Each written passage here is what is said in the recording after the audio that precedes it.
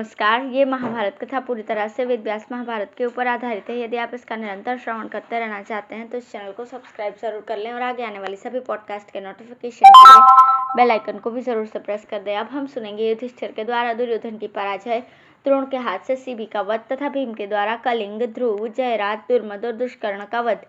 संजय कहते हैं, महाराज, पांचाल और कौरव वीरों में परस्पर युद्ध होने लगा। सभी योद्धा एक दूसरे को बाण, तोमर और शक्तियों से बींध कर यमलोक भेजने लगे। थोड़ी ही देर में युद्ध का रूप बड़ा भयंकर हो गया। रक्त की नदी बह चली। उस समय आपके धनुर्धर पुत्र दुर्योधन के तीखे बाणों की मार खाकर पांचाल वीर इधर उधर भागने लगे। इसके सहायकों से पीड़ित होकर पांडव सैनिक धराशायी होने लगे।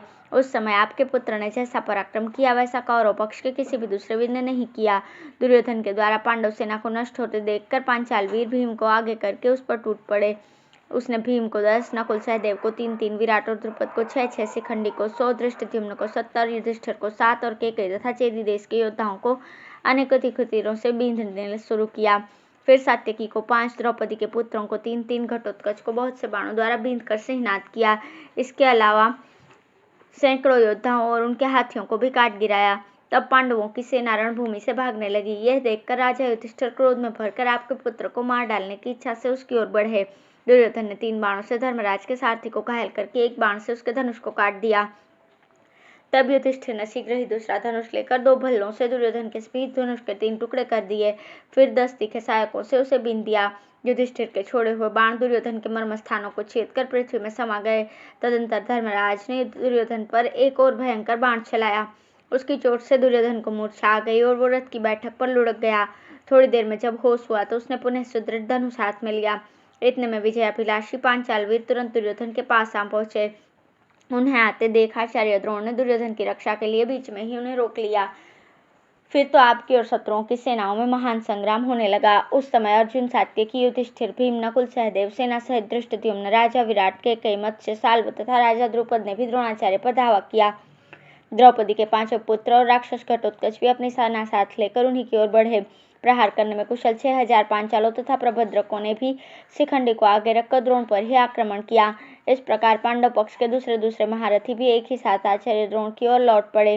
जिस समय वे सूरवीर युद्ध के लिए पहुंचे भयंकर रात आरंभ हो गई थी। उसी समय द्रोणाचार्य और संजयों में अत्यंत भयानक युद्ध होने लगा।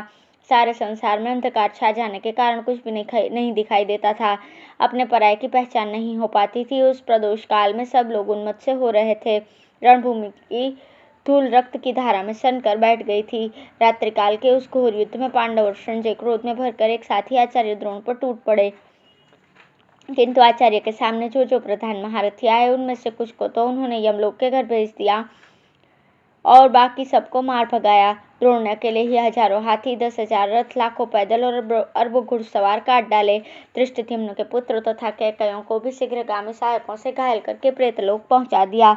इस प्रकार द्रोणाचार्य को शत्रु सेना का संहार करते देख प्रतापी राजा शिबी अत्यंत क्रोध में भरे हुए उनके मुकाबले में आ डटे। पांडव सेना के महारथी को आते देख द्रोण ने 10 बाण मारकर उन्हें घायल किया। राजा शिबी ने तुरंत ही बदला लिया। उन्होंने 30 बाणों से द्रोण को घायल करके एक भल्ल से उनके सारथी को भी मार गिराया। तब द्रोण ने उनके घोड़ों और सारथी को मार दिया तथा शिबी के मुकुट मंडित सिर को भी धड़ से अलग कर दिया। इतने में ही दुर्योधन ने द्रोण के लिए तुरंत दूसरा सारथी भेजा। उसने आकर जब घोड़ों की बागडोर हाथ में ली तो द्रोण ने पुनः शत्रुओं पर धावा किया। इधर कलिंगराज का पुत्र अपनी सेना के साथ भीम पर टूट पड़ा। भीम ने पहले उसके पिता कलिंगराज को मार डाला था। इससे उनके ऊपर राजकुमार का क्रोध बहुत बड़ा हुआ था। उसने भीम को पहले 5 बाणों से घायल करके फिर 7 बाणों से बींध दिया। इसके बाद उनके सारथी विशोक को भी 3 बाण मारकर एक बाण से उनके रथ की ध्वजा काट दी। तब तो भीम ने क्रोध में भरकर रथ से कूदकर उसके रथ पर चढ़े और उसके क्रोध में भरे हुए कलिंगवीर को बड़े जोर से मुक्का मारा। पांडुनंदन भीम अत्यंत बली थे। उनके मुक्के की चोट से उसकी हड्डी हड्डी छितरा गई। उसकी वह दुर्गति कर्ण तथा उसके भाइयों से नहीं सही गई। उन्होंने जहरीले सांप की तरह तीखे बाणों से भीम को बींधना आरंभ किया। तब भीम उसके रथ को छोड़कर ध्रुव के रथ पर चढ़ गए। ध्रुव भी निरंतर उनकी ओर बाण चला रहा था। महाबली भीम ने उसको पकड़ के मुक्के से मारा। फिर वे जयराज के रथ पर चढ़े और सिंहनाद करके उसे बाएं हाथ से एक चांटा लगाया। इस प्रकार कर्ण के सामने ही उन्होंने उसे भी मार डाला। तब कर्ण ने भीम पर एक सुवर्णमय शक्ति का प्रहार किया, किंतु भीम ने हंसते हंसते उसे हाथ में पकड़ लिया और फिर उसी को कर्ण पर दे मारा। कर्ण की ओर आती हुई उस शक्ति को शकुनी ने बाण से काट गिराया। इस प्रकार अद्भुत पराक्रमी भीम ने युद्ध में महान पुरुषार्थ करके पुनः अपने रथ पर आरूढ़ होकर आपकी सेना पर धावा किया।